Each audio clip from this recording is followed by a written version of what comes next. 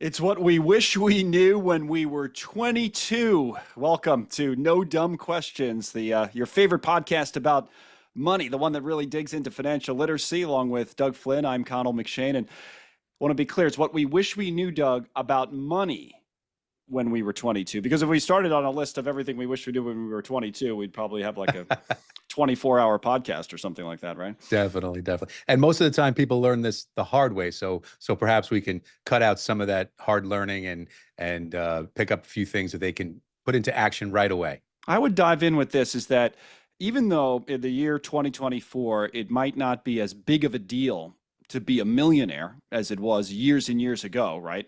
You say, "Oh, I'm a millionaire. I don't know, never have to work again." It's still better to be a millionaire than not to be one. So, with that in mind, if you're a young person listening, the, it, it's a little, it's probably, I think your takeaway on this will be, it's easier than you thought to be a millionaire if you're just smart about it. And I know, Doug, you have a couple of ways to do it. So let's go. Sure.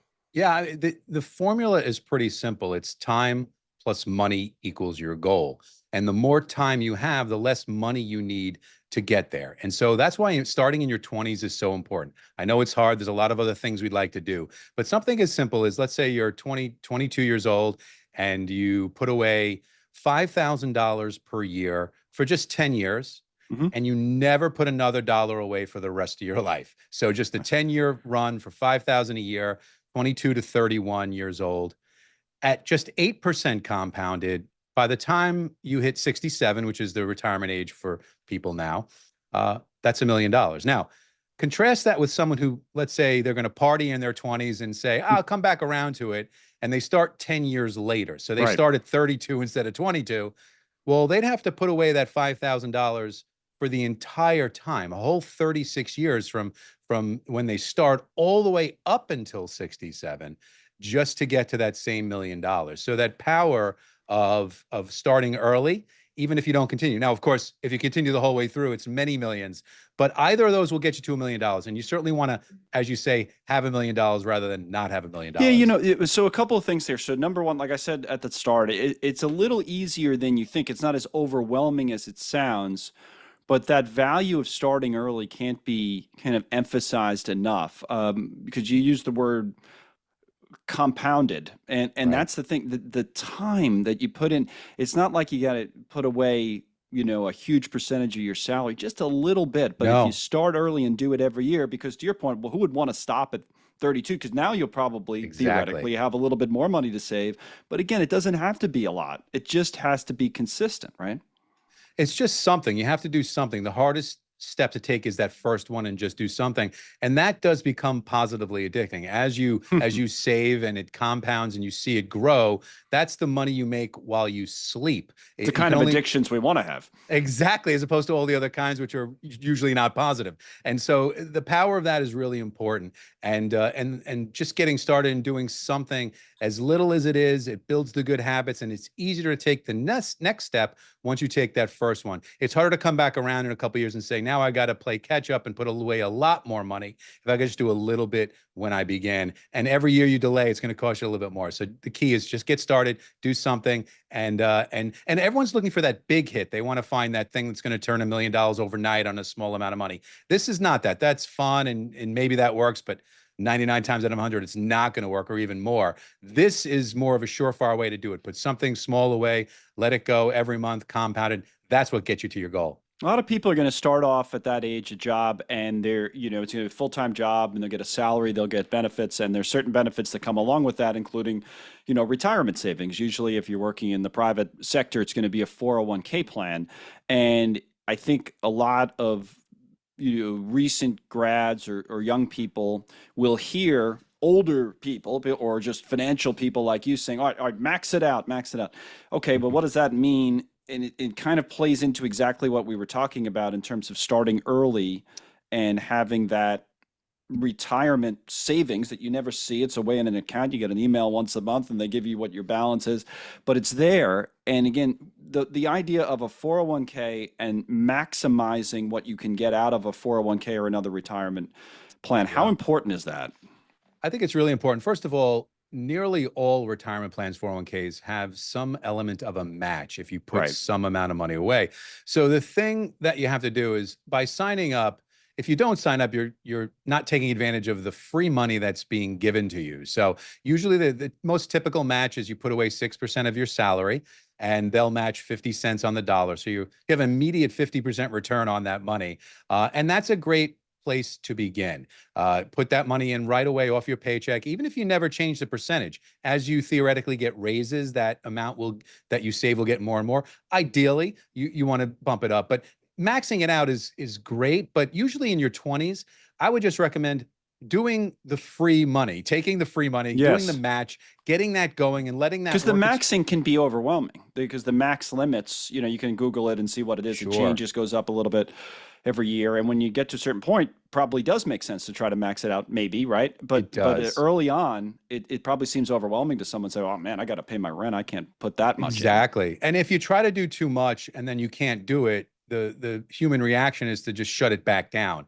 Where if you do a little bit where it kind of works its way into your monthly cash flow and you don't miss that money, then it is easier to notch it up little by little. Again, keys to success are doing those little things and building on it, not saying I'm going to do some massive amount and then I can't make it, so I'm going to just shut it down. Those stops and starts are what kill you. Do a little bit and get it started. Very key. Take the free money. But first thing is go sign up for the retirement plan. If you haven't already done it, Right. find out about the match, at least get that, and then we can bump it up later on. Yeah, those easy things that you can do and you don't realize how important they are until later on. I want to go back to something you said a minute ago, just sort of in passing, because it brings up a larger point again about people starting off in their careers. You were saying about, you're talking about retirement. You said, oh, when you get a raise, and then, you make a different movement. A lot of people starting out focus on, I mean, obviously, because it's all that they know at the time. Hey, how much money am I making? What's the offer I'm getting from this company right away? And there's this, like I said, there's a salary. Maybe they'll say, oh, maybe you'll get a bonus or whatever it is. But that number, is one number. But then when you get another number after that, and sometimes early in your career, depending on what kind of industry you're in, the raises can be pretty large percentage wise early in your career. It can go up Sure. pretty fast and they level off, I guess. But how should young people treat that? Year or two in, they get a raise. What's the rule of thumb about how to look at that money? Because now you have more money theoretically to Right. spend and or to save or invest. So the key is, first of all, if you can live on what you're making now, and there may be many more things that you want to buy, but at some point when you do get that raise, whatever it is, even if it's just a cost of living adjustment to 4%, or hopefully it's more than that, but Yeah. whatever it is, one of the key things that I always talk to people about are the fact that, you know what, you worked hard and you deserve that raise, but take half of it and spend it on yourself for sure. Go buy that extra thing. Take half of it. You don't have to take all of it. And you also don't have to put away all of it. But if you Right. just took half of it and spent it because you deserve it, you earned it, and take that other half and start putting money away, whether it's you bump up your retirement plan or you start to build some non-retirement money. You're going to need a non-retirement bucket of money for things that you want to do as well, whether it's Sure. buy a new car, buy a house one Right. Because you day. can't access the retirement money. Exactly. That's much longer term. And it's great to do that and certainly take the free money in the match there. But now start building some more liquid money that, you're not going to just go into it at every whim, but starts to build something more of an investment account there. And the easiest way to do that is every time you get a raise, take half for yourself and Yeah. put away half. Well, that makes a lot of Painlessly sense with that because extra money. if you think about it, if you were living your life before you got the raise and you were getting by okay, you're going to be able to increase your standard of living. You might even be able to get a new place to live or a better car or whatever because you've already gone up, right, by 50%. Even under your rule, you're already making more money, maybe significantly more money, to thousands and thousands of money of dollars per year. And you've done the smart thing and saved. Whereas if you just spend, which is, by the way, this is why I think we called it what we wish we knew when we were 22. To me, what most people do, I don't know if I would say what most of us do, I'll say us, and maybe you can correct me if you're one of the exceptions to the rule, is almost everyone spends up to what they make, right? Like, so most people, unless they're just Yeah. ultra wealthy, Right. never feel like ridiculously wealthy. They might have a great life and they'll say, well, and they have, nice cars, nice house, all these things. Sure. But why? Because every time they make a little bit more money, they spend up to that Mhm. limit. We always go to the limit, right? Yes. And Always. your point is you can still have a great life and not quite go to the limit. Just go halfway there. Yeah, the key, I mean, if you look at the people that don't just fall into wealth, Yeah. how they get there is by accumulating their wealth. Well, how are you going to do it? It's just very simply that even if you can't save a nickel right now, commit yourself that the next raise you get, you're going to take half and you're going to put away half. That just begins the cycle. And really painlessly, if you did that every time, before you know it, in a matter of years, you're saving a bunch of money out of new money you never had, and you get there much faster than trying to come back 5 years from now and start saving a large amount of money that you'd be at already just by doing a little bit every year. It's a lot easier to do a little every year and bump it up a little. That compounds, that builds, and those are those positive habits that you start to see the benefit of in pretty short order. So, And you so can still have that's what we fun. want to You can do. still take trips. You could still do all of those things. Again, if you're relatively disciplined on it, there's these rules that people throw out, like this 80-10-10. Is that something you subscribe to? And if so, maybe you can explain that or other Sure. ways of looking at it, which kind of is similar, I think, to what we were just talking about, right? Because sometimes people like to have something in their mind like that. Yeah. There's variations of this. You can look at, there's a 50-30-20. I like the 80-10-10 because it's much simpler. It basically says ultimately your goal is to live on 80% of what you make. Now, it's hard to start out there. You want a lot of things, you want to do a lot, but ultimately, if you start putting money away, you can get down to living on 80% of what you make. And I will tell you from doing this, the people that have amassed millions of dollars that didn't fall into it just simply did it by putting money away every month. Well, how do you do that? You have to get to that point. And if you can start to live at 80% of whatever you make, then that 20% at 10 and 10, 10 goes to savings, 10 goes to investing. And Right. savings is key because you're going to want to buy a house, you need to put that money away. Investing is the long term. You can oversimplify it and just make it 80-20. But at the end of the day, the goal, and you may not be able to get there tomorrow, but you can start. If you could start living on 98% and then go to 96% with the Mhm. goal of getting to 80% of whatever you make. And I see it. People, it doesn't matter. I see people that make an ungodly amount of money every year and they spend 110% of what they make. And Oh, then I yeah. see, yeah, and then I see people that don't make very much money at all and they live below what they make. And that's the key, is just living below that, putting some amount of money away. And if you can't get there tomorrow, it's hard to just go right to 20% of what you make, but you can start with something, and that's the goal. Get there. If you can at some point get to 80 cents on the dollar of Mhm. what you make in spending, you'll basically put away enough money to do everything you want to do in life. And that's really what this is. Now, I can see why both people would see either side of what you just said. They either 80, and it may seem like a small difference, but if you want to go 80-20 versus 80-10-10, now to me, 80-10-10 makes more sense because it would be a reminder in my head that investing matters, Yeah, that I making like it. more money over time Yep. matters, because otherwise 10% I to would just savings. be, yeah, I don't think I would invest as much. I think I would just say, all right, good. I'd look at month to month, oh, cool, I'm at 20, maybe at 80-20, but then I That's wouldn't right. take that next active step, say, well, what am I going to do with that other 10% of the 20? So I think that's better just to me, but I feel like to your point, maybe other people do it different ways and maybe one's not better than the other. I don't know. The variations Yeah. are many, but the key is if you get into that side, and maybe you want to build up some savings and then start investing, but at some point doing both, I think is really important because again, getting that power of putting money in every month consistently, especially with the market through the ups and downs, you want to do that when you're in your 20s. Take advantage of all that volatility. That's your friend when you have 40 and 50 plus years to invest. And savings you're going to need because you're going to need a down payment. You're going to need Sure. things that are more short term. So that's why I like that as well. But the goal ultimately is just get to 80 cents on the dollar of what you make that you can spend on whatever you want, needs, wants, whatever, and invest and save the difference, and you will meet all your goals. That's really what happens. Maybe a minute or two before we end on this on pitfalls. This has been a very positive podcast because we were both positive people, which is fine. And people should be optimistic. I mean, it's a great country, right? Especially Yes.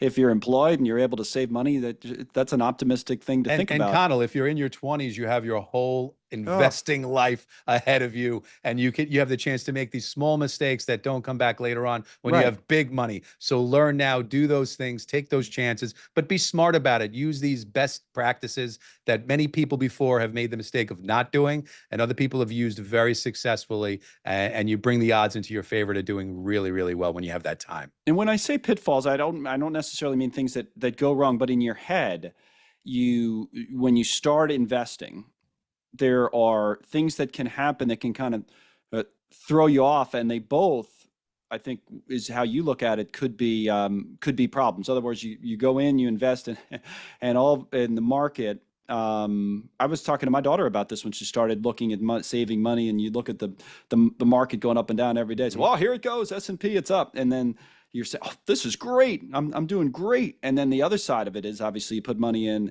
and the market one day goes down a few hundred points. You Right. say, "Oh, I can't do this." So either way, what about the psychology for young people of starting Yeah. off with investing and how they should look at it? I see this a lot when people first begin. What your first experience can really make an impact on how you act later on. And Yeah. so, whether it's with the market or even real estate, a lot of times what trips people up is if you go in and you do if you do really, really well out the gate, Yeah.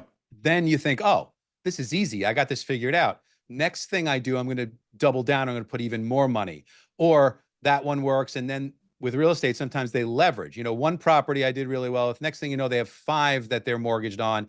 And then all of a sudden they get over their skis and the bottom falls out. And now it's much more magnified. So doing too well out the gate can make you take bigger bets than you probably should. It's more about consistency over time. That can trip you up. And the other opposite can happen. If you go in and right away have a really negative experience, you go in and the market crashes, or it's a piece of real estate and it goes down.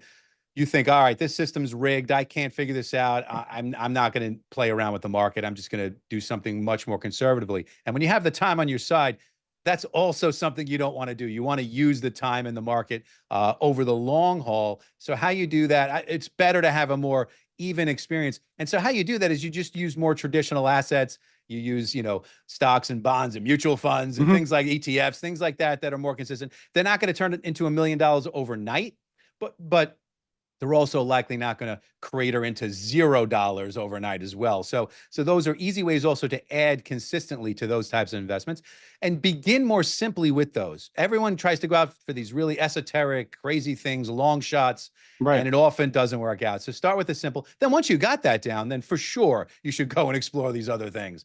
But out the gate, if you do really, really well or really, really poorly, that can taint you versus Hmm. just having a more sort of standard experience. And so I would say if that does happen, don't let that discourage you. But the easier way or the more proven way to do it is just to begin with the more common investments and then build out from there rather than reach out because you feel you got to catch up or you want to make $1 million overnight Right. and it doesn't't work. It's almost like a baseball player. It's a long season, 162 games, and then you got to, there are going to be times when you're going to take some Yes. more chances. There'll be other times you just got to get through the game and all that kind of thing. So, I think this is helpful for people. So, what we wish we knew when we were 22. Doug Flynn says there are three types of people in the world: those who live at their means, those who live above their means, or those who actually those who live above their means, below their means, or at their means, right? So it's not that hard. Correct. But those are the three types of people. So I guess you got to decide after you listen to this, right, Doug, which one you want to be. Yeah, I think if you live above your means, that's a recipe for disaster. You're going to end up on credit cards. That's going to be a very negatively compounding experience. If you live at your means, you can kind of get by. That's what a lot of people do. Yeah. But a lot has to go right for you to make it. And it doesn't really set you up for any setbacks that might happen. You might lose your job. So that's kind of the issue with living at your means. The key to the universe at some point is living below your means. All the clients that I have that have amassed the millions that didn't have it handed to them or handed down did it from accumulation and living below their means. And I always say, if you live below your means when you're in your 20s and Yeah. 30s, you will be able to live above your means later on. If Yeah, you and live, not way Mhm. below, right? Like what you were saying earlier No, with 80-10-10. It doesn't have to be that's way all you below. need to do. That is all you need to do. Simple, So man. get This is started on that, easy. It's everybody. easy. We're aspirational here. We know you're all going to be successful. So, thanks for listening today. This is no dumb questions, and to that point, there really aren't any dumb questions about these topics because there's a lot we didn't know and still don't know, and still trying to figure out. And that's why I asked Doug all these questions so I can learn something. So, if you have any questions you want to, send to Doug, especially, he's at Flynn Zito on X, formerly Twitter, and at Doug CFP on the Instagram. I'm at Connell McShane on all of social media. I think, given the calendar and where we are and where we're recording this, October 2024, one of the things I think on people's minds is this election. And we're not going to get into the politics of it necessarily and who's going to win what state. We have other shows where we do that on. So you watch me on News Nation, by the way, from 3 to 5 Absolutely. p.m. every day. And we get a lot of election data. But on this podcast, the next couple of episodes, we'll spend some time thinking and talking about what the election maybe means for you and for your money. So find us next time. So this was good, I feel like, right? Well, we I rate our think own so. podcast. I hope so. Yeah, no. If we don't think it's good, who will? Who will, right? All right. For Doug Flynn, I'm Connell McShane. No dumb questions. We'll see you next time.